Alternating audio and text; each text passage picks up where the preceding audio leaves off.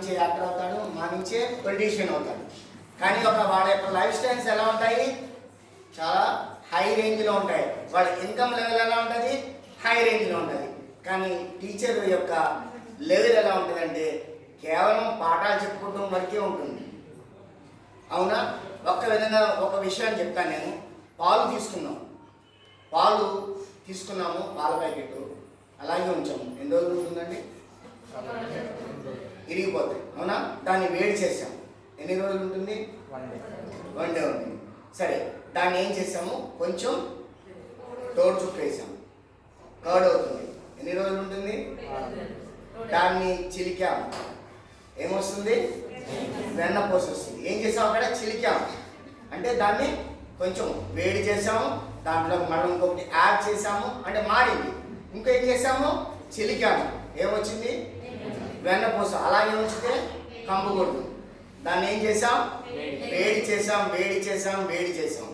ఇక్కడ కూడా వేడి చేసినప్పుడు ఏమవుతుంది? అది ఎన్ని రోజులైనా ఉంటుంది? నెయ్యి బలమా, పాలు బలమా? నెయ్యి బలము. మన పిల్లలకి ఏం చేస్తాము? అన్నం వండి మంచిగా మెదిపి నెయ్యి చొక్కేసి పెడతాం, చాలు, వాళ్ళకి సమస్తమైన బలం వస్తుంది. అవునా? అలాగే ఇక్కడ అప్లయన్స్ అందరూ మిమ్మల్ని వేడి చేసి మీకు చెప్పి మీటింగ్ అని మీకు సహాయం చేస్తూ ఉంటే పిచ్చోడులా చూడకండి. అర్థమవుతుందా?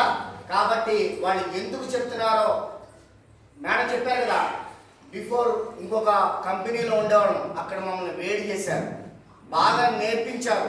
అది రాంగ్ అని చెప్పట్లేదు, అది అద్భుతమైన కంపెనీ.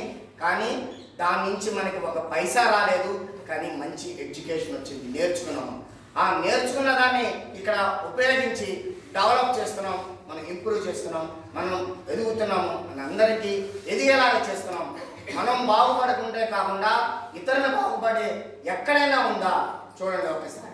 సో కాబట్టి నాకు ఈ అవకాశం నాకు బాగా నచ్చింది, దాంతో ఎదుగుతున్నాము. నేను యూసీడీ లెవెల్ వెళ్ళాము, నేను డ్యాన్స్లో ఎంఫిల్ చేశాను. ఆ డ్యాన్స్ ఎందుకు నేర్చుకున్నా అంటే విదేశాలు వెళ్ళచ్చు, చాలా హై లెవెల్ ఉంటుంది అనుకున్నాను, కానీ ఎక్కడికి వెళ్ళలేదు. కానీ ఈ బిజినెస్ ద్వారా నేను 4 ఇతర దేశాలు చూశాను. అద్భుతంగా అందరం కలిసి, సంధ్య మేడం గారు అందరం కలిసి, భరత్ చూడండి, భరత్ గారు ఉన్నారు, స్మాల్ ఒక స్టూడెంట్, వాళ్ళ అమ్మగారికి హెల్ప్ చేయటం, అతని యొక్క ఇంటర్వ్యూ తీసుకుంటానికి మేమేం చేస్తాం, కళాకారులము ప్రెస్ వాళ్ళకి డబ్బులు ఇచ్చి మేము వేసుకుంటాము ఏదైనా ఇన్ఫర్మేషన్ ఇవ్వాలండి. అలాంటిది మనకి ప్లాన్ చెప్పిన భరత్ గారు, ఆయన ఇంటర్వ్యూ చేసింది ఇండియా టుడే.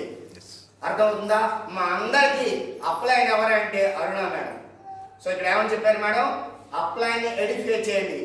ఆమె నాకు ఇంత క్రితం బిజినెస్లో డౌన్లైన్గా నేను కొన్ని రోజులు చాలా వరకు నెగ్లెక్ట్ చేశాను. సరే వచ్చింది, జాయిన్ అయ్యాను. మన కులకర్ణి సార్ వచ్చారు, ప్రసాద్ సార్ వచ్చారని జాయిన్ అయ్యాను. కానీ ఇక్కడ ఆమె మాకు జీవితం ఇచ్చింది. ఇక్కడ ఆమె ఎడిఫై చేసుకుంటూ వెళ్తూ ఉన్నాను, మనకి ఎదుగుతూ ఉన్నాము. సో అందరూ ఈ అవకాశాన్ని తీసుకొని రూమ్ బయట దాటి వెళ్ళే లోపల మీరు ఒక డెసిషన్ తీసుకోండి.